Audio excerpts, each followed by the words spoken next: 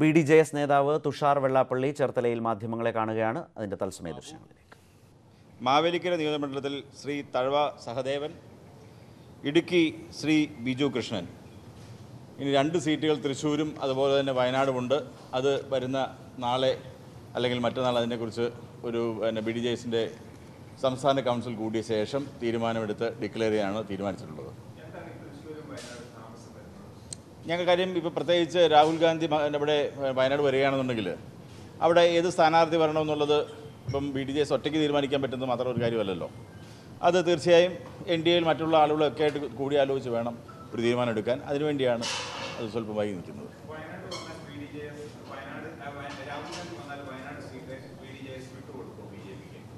അല്ല, ഏത് തരത്തിലുള്ള നീക്കുപോക്കിന് ഞങ്ങൾ തയ്യാറാണ്. ചിലപ്പം സീറ്റുകൾ അങ്ങോട്ടും ഇങ്ങോട്ടും വെച്ച് മാറേണ്ട വന്നാൽ വെച്ച് മാറും. അതിന് എന്താണെന്ന് വെച്ചാൽ ഞാൻ 2 ദിവസത്തിനുള്ളിൽ അതിന് തീരുമാനം എടുക്കും. അങ്ങനെ പ്രത്യേകിച്ച് ഇപ്പോൾ ആലോചിച്ചിട്ടില്ല. വിട്ടുകൊടുക്കണം എന്നുള്ള കാര്യമോ അല്ലെങ്കിൽ ഈ പറയുന്ന രാഹുൽ ഗാന്ധി മത്സരിക്കുന്നുള്ള കാര്യത്തിൽ ഒരു തീരുമാനം ആത്രത്തോളം കാലം അങ്ങനെ ആലോചന ആവശ്യമില്ല. അങ്ങനെ ഒരു തീരുമാനം വന്നാൽ അപ്പം തന്നെ ഇരുന്ന് തീരുമാനിക്കുക എന്നുള്ളതാണ് ഇതുവരെ ആലോചിച്ചിട്ടുള്ളത്. ഞാൻ ഒരു സ്ഥലത്ത് മത്സരിക്കാൻ വേണ്ടി ഒന്നും വരെ പറഞ്ഞിട്ടില്ലല്ലോ. പല സ്ഥലത്തും മത്സരിക്കണം എന്ന നിർബന്ധം പലരും BDJSന്റെ നേതാക്കളും അതുപോലെ തന്നെ NDAയുടെ വിവിധ ഘടകകക്ഷികളും BJP എല്ലാം ആവശ്യപ്പെട്ടിട്ടുണ്ട്. അത് നാളെ മറ്റന്നാൾ അതിന് തീരുമാനമെടുക്കും. എന്തോ തൃശ്ശൂർ ഒന്നും ഞാൻ പറഞ്ഞില്ല. നാളെ മറ്റന്നാൾ BDJSന്റെ മീറ്റിംഗ് കൂടി അവരുമായി കൂടി ആലോചിക്കാതെ ഞാൻ ഒറ്റയ്ക്ക് പറയുന്നൊരു കാര്യമല്ലല്ലോ. എൻ്റെ സ്വന്തം സ്ഥാനാർത്ഥിത്വം ഞാൻ തന്നെ പറയേണ്ട കാര്യമല്ലല്ലോ. അത് ഒരു ധാരണ എത്തിയിട്ടില്ല. കാരണം ഞാൻ ഒരാഴ്ചയായിട്ട് ഇവിടെ കേരളത്തിലില്ല. ഞാൻ കേരളത്തിലില്ലായിരുന്നു. ഇവിടെ ഞാൻ ഇന്ന് വെളുപ്പിനെയാണ് ഇവിടെ എത്തിയത്. അത് പലതരത്തിലുള്ള ആവശ്യം BDJSന്റെ ആളുകൾ ആവശ്യപ്പെടുന്നുണ്ട്. അങ്ങനെ വരികയാണ് ഞാൻ അവിടെ ചെല്ലണമെന്നൊക്കെ ആവശ്യപ്പെടുന്നുണ്ട്. പക്ഷെ അതിനെക്കുറിച്ച് തീരുമാനം എടുത്തിട്ടില്ല.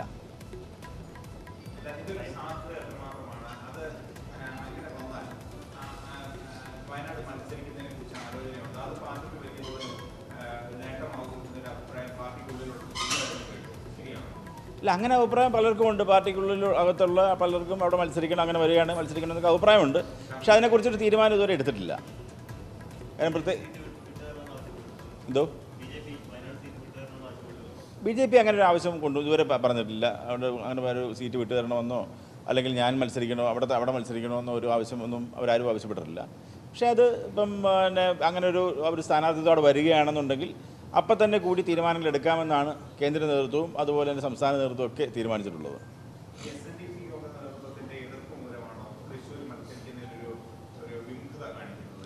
SNDP യോഗത്തിന് ഒരിക്കലും എതിർത്തിട്ടില്ലല്ലോ. ജനറൽ സെക്രട്ടറി വ്യക്തിപരമായിട്ടൊരു അഭിപ്രായം പറഞ്ഞു. അത് പിന്നെ യോഗത്തിൻ്റെ നേതൃത്വത്തിലിരിക്കുന്ന ആരെങ്കിലും സ്ഥാനാർത്ഥികളാകുന്നുണ്ടെങ്കിൽ രാജിവെക്കണമെന്നാണ് എൻ്റെ വ്യക്തിപരമായിട്ടുള്ള അഭിപ്രായം എന്ന് അദ്ദേഹം പറയുന്നുണ്ട്. സംഘടനാപരമായിട്ടുള്ള അഭിപ്രായമല്ല. അത് എന്തെങ്കിലും ഉണ്ടെങ്കിൽ അത് SNDP യോഗത്തിൻ്റെ ഘടകങ്ങളിൽ ആലോചിച്ച് തീരുമാനമെടുത്ത് അതിന് ചെയ്യും എന്നുള്ളതല്ലാതെ വേറെ ഒന്നും എനിക്ക് പറയാനില്ല.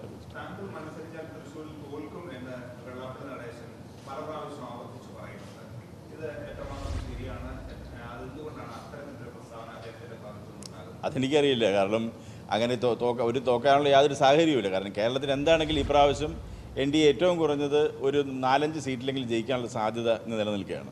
ആ സത്യാവസ്ഥ നമുക്കൊക്കെ അറിയാവുന്നതാണ്. അപ്പോൾ ആ ഒരു സാഹചര്യത്തിൽ തൃശ്ശൂർ എന്ന് പറയുന്നത് NDAക്ക് ഏറ്റവും ജയസാധ്യതയുള്ള സീറ്റുകളിൽ ഒന്നാണത്. അതുകൊണ്ട് അവിടെ ജയസാധ്യത അങ്ങനെ തോൽക്കും എന്ന് ആർക്കും ഒരിക്കലും പ്രവചിക്കാൻ പറ്റുന്നൊരു സീറ്റല്ല അത്. ഒന്നും ക്ഷീണവും ചെയ്യില്ല. അദ്ദേഹം ഒരു വ്യക്തിപരമായിട്ടുള്ള അഭിപ്രായം അദ്ദേഹം പറയുന്നുള്ളതല്ലാതെ അതിന് പ്രത്യേകിച്ചൊന്നും കാണേണ്ട ആവശ്യമില്ല.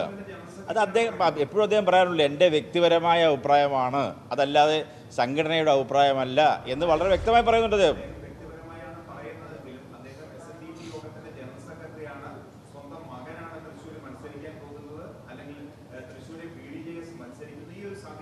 അത് ഒരു കാരണവശാലും വോട്ടിങ്ങിന് അതൊന്നും ഒരു കാരണവശാലും ബാധിക്കാൻ വേണ്ടി പോകുന്ന കാര്യങ്ങളല്ല.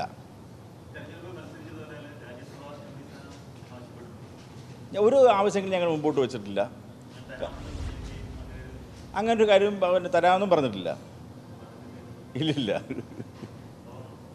അല്ല, ഞങ്ങളെ സംബന്ധിച്ചോളം കാര്യം ഒരു ഇലക്ഷൻ കഴിഞ്ഞ് കഴിഞ്ഞാൽ ഞങ്ങളുടെ പ്രവർത്തകർക്ക് കൊടുക്കാനുള്ള ബോർഡുകൾ, കോർപ്പറേഷനുകൾ അങ്ങനെയുള്ള കാര്യങ്ങളിൽ ധാരണകളായിട്ടുണ്ട്. അപ്പോൾ അത് കാര്യങ്ങൾ ചർച്ച ചെയ്തു, അത് തീർത്തിട്ടുണ്ട്. ബാക്കി എൻ്റെ വ്യക്തിപരമായിട്ടുള്ള കാര്യങ്ങളൊന്നും ഞാൻ ആവശ്യപ്പെട്ടിട്ടില്ല. ഞാൻ ആവശ്യപ്പെട്ടുള്ള കാര്യം കാര്യം പ്രവർത്തകർക്ക് കഴിഞ്ഞ പ്രാവശ്യം കൃത്യമായിട്ടുള്ള ബോർഡുകളും അതുപോലെ തന്നെ കോർപ്പറേഷനുകളൊന്നും കൊടുക്കാൻ പലപ്പോഴും കഴിഞ്ഞിട്ടില്ല. അപ്പോൾ അത് ഇപ്രാവശ്യം പഴയൊരവസ്ഥയല്ല. BDJS വളർന്നു, സംഘടനാപരമായി നല്ല സെറ്റപ്പുണ്ട്. മാത്രമല്ല ഇനി ഞങ്ങളെ സംബന്ധിച്ചുള്ള അധികാരത്തിൻ്റെ പങ്കാളിത്തം എത്തിയില്ല എന്നുണ്ടെങ്കിൽ സംഘടനയ്ക്ക് ദോഷം ചെയ്യുന്നതുകൊണ്ട് തന്നെ കൃത്യമായി ഏതൊക്കെ കോർപ്പറേഷനുകൾ വേണം, അതുപോലെ എത്ര ബോർഡുകൾ വേണം, അതുപോലെ തന്നെ സ്റ്റാൻഡിംഗ് കൗൺസിൽ ഉൾപ്പെടെയുള്ള കാര്യങ്ങളെല്ലാം ഡിസ്കസ് ചെയ്ത് ഞങ്ങളതിൻ്റെ ഒരു ധാരണയിലെത്തിയിട്ടുണ്ട്. ആ ധാരണ ഞങ്ങൾ തീർച്ചയായും അതൊരു പാലിക്കും.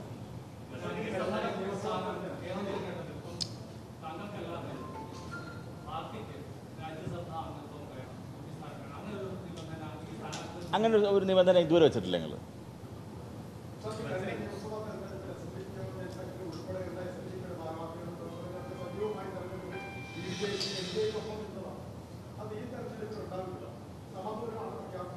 അല്ല, SNDP യോഗം സമദൂരത്തിന് നിന്നാൽ മതി. SNDP യോഗം എല്ലാ കാലങ്ങളിലും അങ്ങനെ തന്നെ നിന്നിട്ടുള്ളതും. അത് SNDP യോഗം ഇതും തമ്മിൽ BDJSും SNDP യോഗവും തമ്മിൽ കൂട്ടിക്കുഴയ്ക്കേണ്ട ഒരു കാര്യവുമില്ല. വളരെ വ്യക്തമായി പറഞ്ഞിട്ടുണ്ട്, ഇത് യഥാർത്ഥ മതേതര പാർട്ടിയാണ്. ഇതിൽ ഈ മത്സരിക്കുന്ന സ്ഥാനാർത്ഥികൾ ആരൊക്കെ? ഇപ്പോൾ ഈ വായിച്ച് ഞാൻ 3 പേരുടെ പേര് വായിച്ചു. ഈ 2 പേരും ഈ പറയുന്ന ഈഴവ സമുദായത്തിൽപ്പെടുന്നവരൊന്നുമല്ല.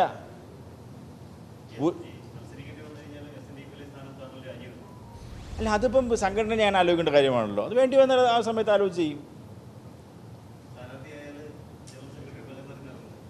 അല്ല, അത് ജനറൽ സെക്രട്ടറി SNDP യോഗം ജനറൽ സെക്രട്ടറി പറയേണ്ട ആവശ്യമില്ലല്ലോ. കാരണം അത് SNDP യോഗത്തിൻ്റെ നിലപാടെന്താണ്? സമദൂരം എന്നുള്ള നിലപാടാണ് ഇപ്പോൾ എടുത്തിട്ടുള്ളത്. ഒരു രാഷ്ട്രീയ പാർട്ടിക്ക് വേണ്ടി, ഇപ്പോൾ കോൺഗ്രസിന് വേണ്ടി, കമ്മ്യൂണിസ്റ്റ് പാർട്ടിക്കോ BJPക്കോ അല്ലെങ്കിൽ പിന്നെ BDJSന് വേണ്ടി അദ്ദേഹം ഒരു ക്യാമ്പയിൻ ഒരു സ്ഥലത്തും വരാൻ വേണ്ടി പോകുന്നില്ല.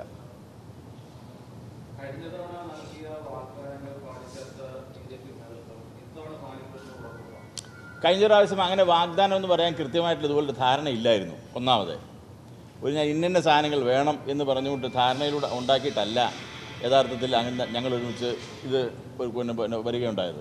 ഇന്നതല്ല, ഇലക്ഷന് മുമ്പ് തന്നെ വളരെ വ്യക്തമായി ഏതൊക്കെ എന്നുള്ളത് ധാരണയുണ്ടാക്കി തന്നെയാണ് ഈ മുന്നണിയിൽ ഞങ്ങൾ നിൽക്കുന്നത്.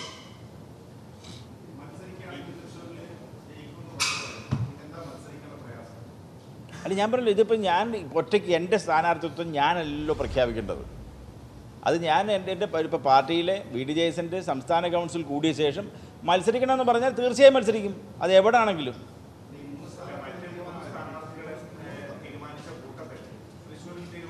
ഇല്ല, ഞങ്ങൾ ആ സമയത്ത് കാരണം ഈ ഒരു ഇഷ്യൂ കിടക്കുന്നതുകൊണ്ട് തന്നെ കുറച്ച് കഴിഞ്ഞിട്ട് മതിയെന്ന് തീരുമാനിച്ചിരുന്നു. അതുകൊണ്ടാണ് നാളെ മറ്റന്നാളോ 2 ദിവസം അത്രേ ഉള്ളൂ. അത് രണ്ടും തമ്മിൽ ബന്ധപ്പെടുത്തേണ്ട ആവശ്യമില്ല. കാരണം വയനാട് സീറ്റ് പ്രഖ്യാപിക്കാത്തതിന് കാരണം ഇത് തന്നെയാണ്. മറ്റേ തൃശ്ശൂർ സീറ്റ് പ്രഖ്യാപിക്കുന്നത് ഞാൻ മത്സരിക്കണം എന്നുള്ള കൂടുതൽ കിടക്കുന്നതുകൊണ്ട് അവിടെ പിന്നെ ഞങ്ങളുടെ കൗൺസിൽ കൂടിയ ശേഷം ഒരു തീരുമാനം ഫൈനലായിട്ട് എടുക്കും.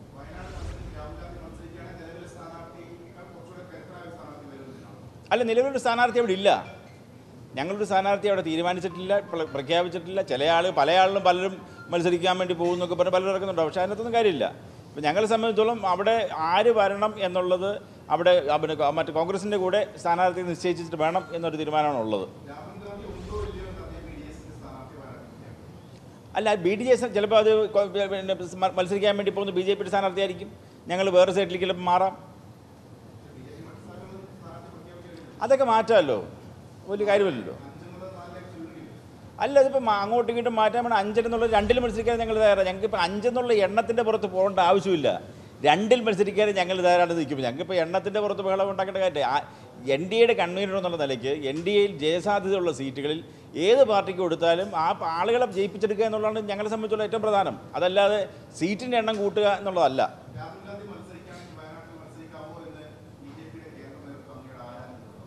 എന്നോട് ചോദിച്ചിട്ടില്ല.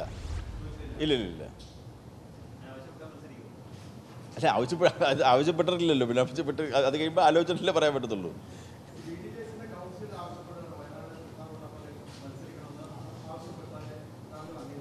അതിപ്പോൾ ആവശ്യപ്പെടണ്ടേ? പെടാത്തൊരു കാര്യത്തെ കുറിച്ചിട്ട് കൗൺസിൽ യോഗം ആവശ്യപ്പെടട്ടെ, അപ്പോൾ ഞാനതിന് മറുപടി പറയാം. അല്ല, അങ്ങനല്ലോ സഹോദരനല്ലോ കൗൺസിൽ എന്ന് പറയുന്നത്. കൗൺസിൽ കൂടിയ ശേഷം കൗൺസിൽ ചോദിക്കുകയാണ് എൻ്റെ അടുത്ത് ഉത്തരം പറയണമെന്ന് പറഞ്ഞാൽ ഞാൻ പറയാം.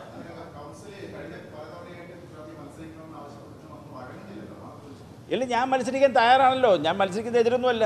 കാര്യം അത് ഫൈനൽ ഡിസിഷൻ, ഏത് സീറ്റ് വേണം എന്നുള്ളത് ഫൈനൽ ഡിസിഷൻ എടുക്കേണ്ടത്, അത് പറയേണ്ടതും ഞങ്ങളുടെ BDJS സംസ്ഥാന കൗൺസിലാണ്. എവിടെയെങ്കിലും ഞാൻ മത്സരിക്കും എന്നുള്ള കാര്യം തർക്കമൊന്നും വേണ്ട. പ്രശ്നം ക്ലിയർ ആയല്ലോ. അല്ല, തൃശ്ശൂർ മത്സരിക്കാനാണ് സാധ്യത.